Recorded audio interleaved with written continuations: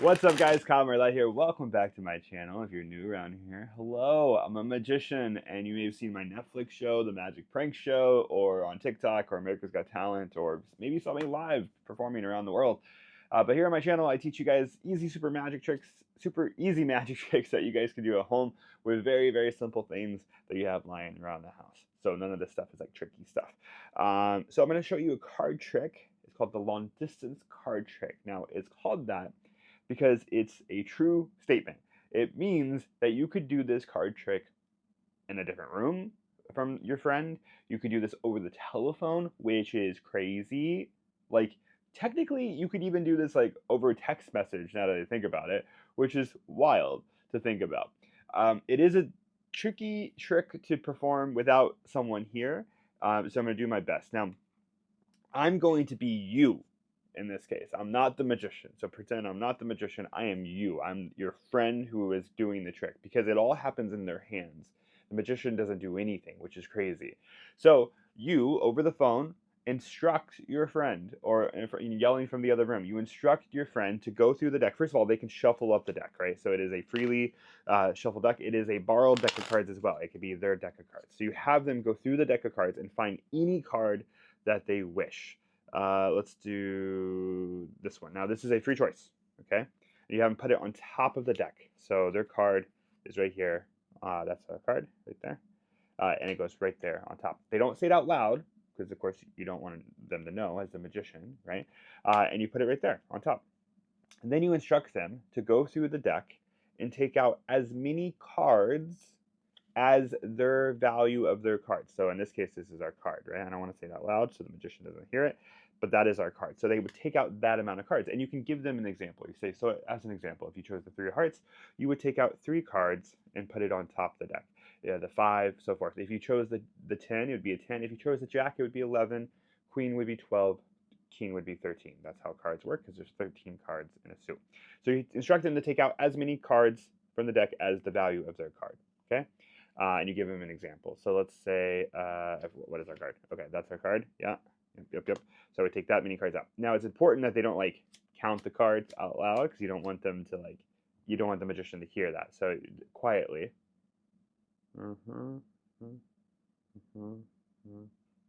Right? So don't count too loud or anything like that. And you have them put those amount of cards on top of the deck. Now the trick is ready to be performed.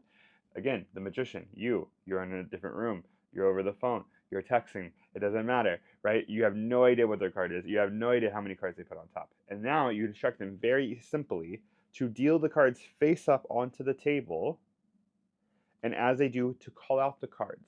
But don't change your voice, don't make anything obvious once you've hit your card, because that would be too easy for me, the magician, but just deal out the cards and count them, say them out loud, per usual, per normal, until I tell you to stop. So here we go. We have the 6 of spades.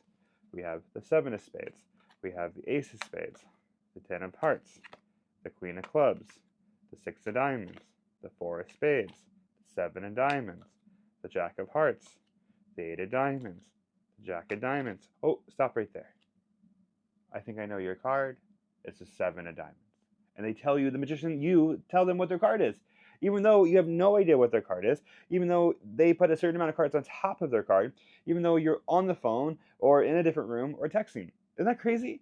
Now, again, it's a tricky trick to perform and for you to understand how incredible this is without someone here for me to perform it to. But it genuinely is amazing. So let me teach you how this works, because then you understand like just how cool this is. So what they are doing is they are going through and finding whatever card they want, and it's a free choice. So in this case, for explanation purposes, we'll keep it low. It's going to be the 5 of clubs. Okay, so that's their card. They put it on top. They take out as many cards as their value. So there's 4, there's 5, and they put it on top. Yep. And now they just start dealing the cards face up like I did. And somehow you're able to divine exactly how the card works. So what the card is. So how does that work? It's very simple. When they are dealing the cards face up, you are counting along with the cards. And you can do this either on your fingers, if you're like if you're not there, right, or if they can't see you, or you do it in your head. And what I mean by that is because their card is the 5 of clubs, which right now, with 5 other cards on top, is in the 6th position.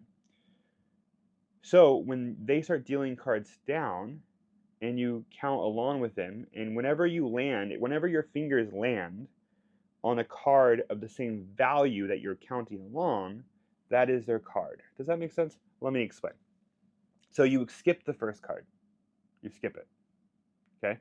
Because right now it's in the 6th position, and we want to find it in the 5th position. So when they say the king of spades, you don't count that on your fingers, okay? Now, watch what happens. The joker, there's 1. The 9 of spades, there's 2. 2 doesn't match 9. No. The 4 of diamonds, 3 doesn't match 4. That can't be it. The 8 of spades, 4 doesn't match 8. That can't be it. The 5 of clubs. Now my fingers match that number. So that is their card. It's always going to happen, no matter if it was a 6 or 7 or 8 or 9. Whenever your fingers count the same amount of the number of a card, that is always going to be the card. But you don't stop them there. You keep going. So you already remember their card. You've already got their card. So just remember the card. 5 of clubs. Ace of spades. Now this is all showmanship, right? So then they 7 of spades. The queen of clubs. And then whenever you feel comfortable, you say stop. I think I know what your card is. Say it in your head. The 5 of clubs. It's a miracle. So let me do that one more time now that you know what's going on.